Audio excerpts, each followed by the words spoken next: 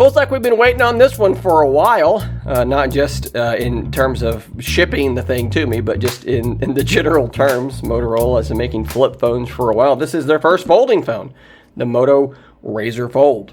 And of course you can see that the Moto Pen Ultra is here as well. We'll talk about that here in just a little bit. But first, we are going to unbox the Moto Razr Fold. Kind of odd how that was just sort of sitting in there like that. It made me think the phone was not in there sitting correctly, but it was. We're fine. We'll ignore you for just a moment. So we have a USB-C to C cable. We'll set that aside. We have some paperwork, some documentation, some more stuff. This looks like a SIM removal tool. Weird that it's in a little paper bag. That's kind of strange, but I will say, I quite like Motorola's SIM removal tool. I know that's a weird thing to nerd out about, but I like that. And then other than that, nothing, just the phone itself, which I guess is very much not nothing. That is a very large camera bump. And you know what? That actually almost has like a greenish hue to it. It's supposed to be some kind of, blackened blue, I think is what they called it. But that looks more like blackened green to me. Let's get that out of the way. Immediate first impressions on this sort of texturized back. That is an interesting texture. I'm not really sure what to make of that. There's your crease, the best it's ever going to look. It's never been closed, and it's about to be closed, and from then on, it will never look this good again. There you go. That was the best it's ever going to look. Let's quickly go around this device. I have intentionally, just so you know, kept my blinders on when it comes to this device. So a lot of this you're going to see me seeing for the first time. All right, so looking at the top, we have a speaker, we have a couple of microphones, we come along to the side, and we have a lot of buttons. Why are there so many buttons? I'm assuming this is the fingerprint power button. We have our volume rocker above that, but then we have another button. Is this some sort of like an AI button? Why would they put all these clustered together like that? Not sure that's the best decision, and boy, are they both up really, really high. So this is taking some of the aspects of like the Oppo Find N devices that I don't like, how high the buttons are, and they're adding another button in there to confuse me. That's cool. On the bottom, we have our SIM tray, we have another speaker, and a USB-C port. Let me check something really quickly here. And yes, they've done the Samsung thing. They've got a speaker here and a speaker here, which means that both of your speakers are on the same side when you're opened up. Boo! As far as the cover display goes, I think that this looks pretty good. It does have a little bit of that like rounded over here and a sharp corner over here, but not quite as much as the Pixel devices have. There is also some subtle curvature to the screen, which is something that I'm not like a super huge fan of either.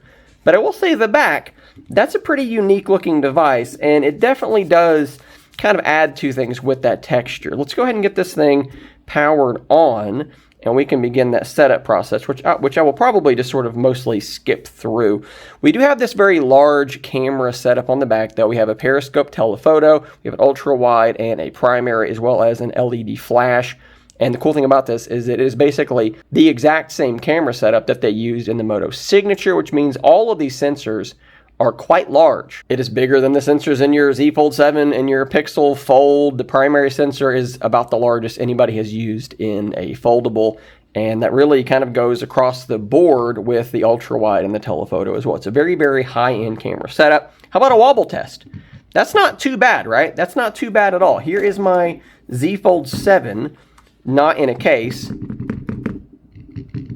Not too bad. How many people do you think are taking their SIM out of a Unihertz Titan 2 Elite to begin using the Moto Razr Fold? I suspect that there is a pretty strong chance that I am the only one on planet Earth moving in that particular direction. I don't know. Maybe I'm not unique. If you did the same thing, drop a comment down below. We'll talk about it. All right, so we can set up that fingerprint sensor now. Touch to unlock. Yes, that is what we want it to be set to. The sensor is indeed in that power button. So we should be able to just go through and do this. And I expect this to be very, very fast and easy to use. I never had any real issues with the one on my Razr Plus. Although I'm having some issues in training this thing at the moment, but I never had any major issues with it. So I expect this to be pretty solid. While we're going through that setup process, we can kind of do a little bit of this, maybe. Kind of talk about the thickness of this device. That is the Honor Magic V6. You can see that the Razr is, I mean, we're talking such a small amount thicker, but it is a little bit thicker.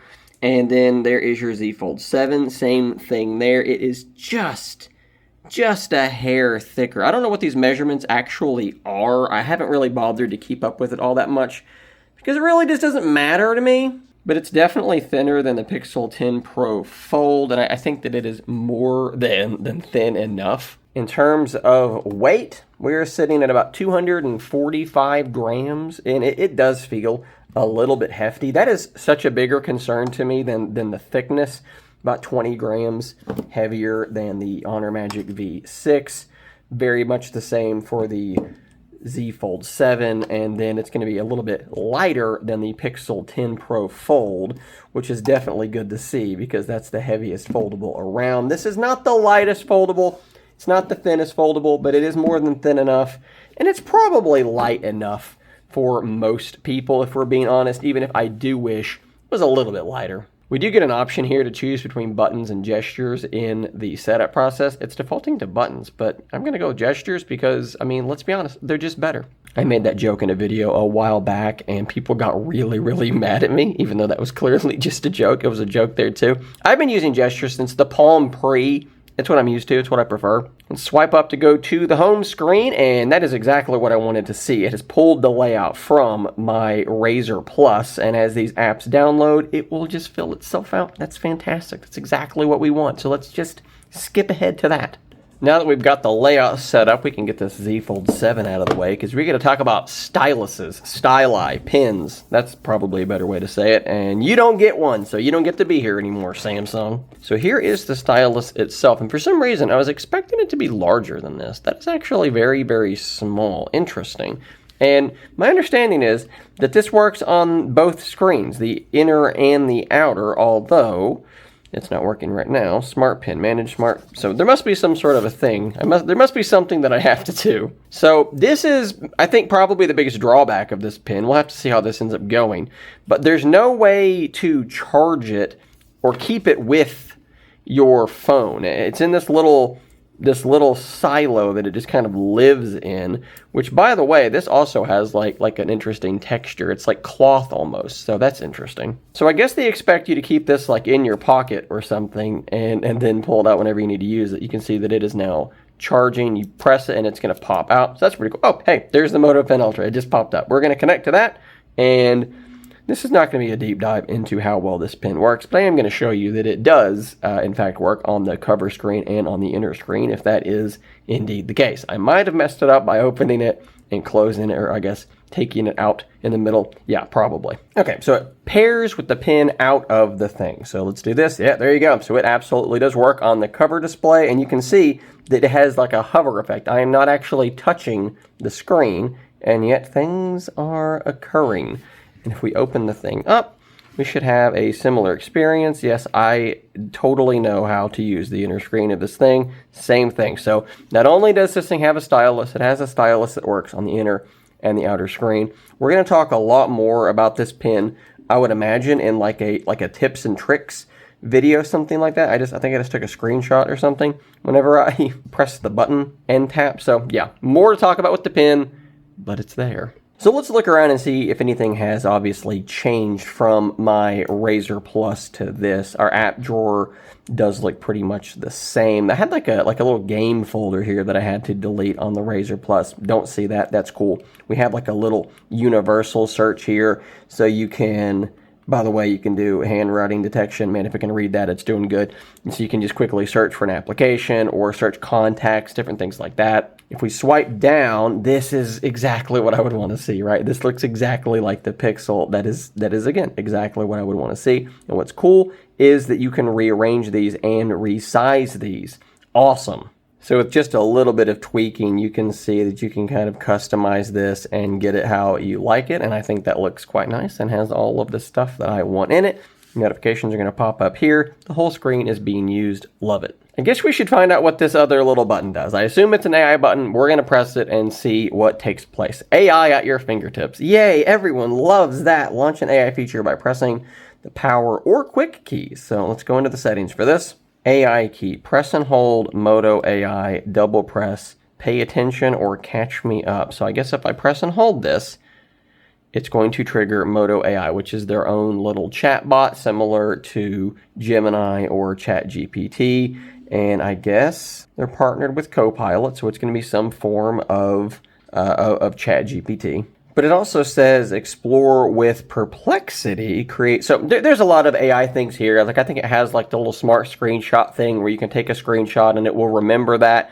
I think that the catch me up thing, if I'm not mistaken, what that's going to do is summarize your notifications basically. So let's try that.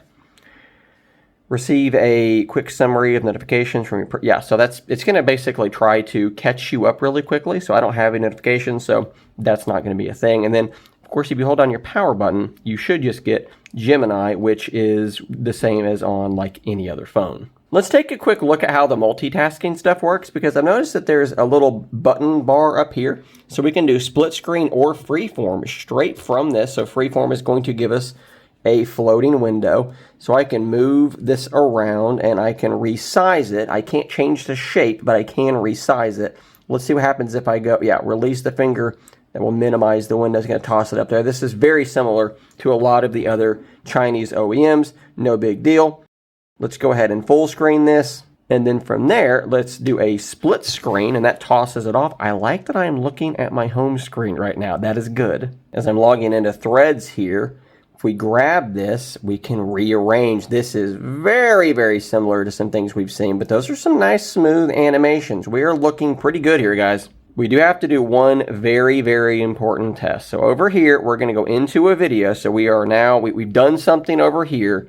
I'm going to go back over here, and it went back on that one. So we are doing things sort of the Samsung way, where the last app used, that's where the back gesture will take place. Not my favorite, but whatever. We should also have our taskbar. So a short swipe up, there is our taskbar. Those are the apps that are at the bottom, which this might precipitate me moving my folders down here. We don't actually need that. Moving your folders down here would allow you to have access to more apps on that taskbar sort of more easily. So let's go ahead and go back in here, and we'll go into our little app drawer. We'll just grab my hydration app and drag it in, because what I want to see is, okay, so we can resize. That is cool. Can we do like the 90-10 split thing? We can. So what do I just tap over here? Yes. Okay, so this is kind of their version of the 90-10 split, and I think I dig that. I think that that's actually pretty cool. Can we drag it back in? We can. Great. And let's see what happens if we try to drag in a third application. We'll just do gradient weather. So there's a freeform window, or we can go up here. Okay, this is very much open canvas-like. That is looking really good. Can we resize these? Look at that. We have a full carousel of 3 applications. Motorola. Hey, that's pretty good. That's a pretty good system. Can we add a floating window on top of all of this? If we can, we are absolutely cooking. We have a full carousel with a floating window. This is really good. And it doesn't stop there. Look at this. 3-finger swipe to split. So 3 fingers up. After opening an app, swipe up, left, or right with 3 fingers to split your screen to open another app. 3 fingers up. Okay, we have split it vertically. And I am seeing my home screen. That is fantastic. Okay, so let's just jump into an app. So now we have a top-bottom split. I do want to split horizontally. So let's try and do this all in one flow. So I guess we would do 3 fingers over, and that's what we would want. Man, has Motorola just kind of like crushed this or what? This video is getting too long. This is supposed to be a first impressions. I haven't even talked about the first impressions of the camera yet. I stepped outside, took a handful of photos, and we won't spend too long on this. But just from like early looks, very, very like precursory looks, this is very encouraging to me because the colors look quite natural. There's just a little bit of pop to them, but look at that nice depth of field going on there. Yes, this is a gutter full of wildflowers. Deal with it. Really nice colors, really nice depth of field. This is a 3x shot. Very nice, very detailed shot for 3x. We have an ultra wide that, again, I mean, it looks pretty good. You get a little bit of noise, a little bit of grain on the edges. That's pretty par for the course. This is the sensor I will use the least. This right here though, I think is what's mind-boggling to me and what just makes me think there's so much potential here. This is 25x.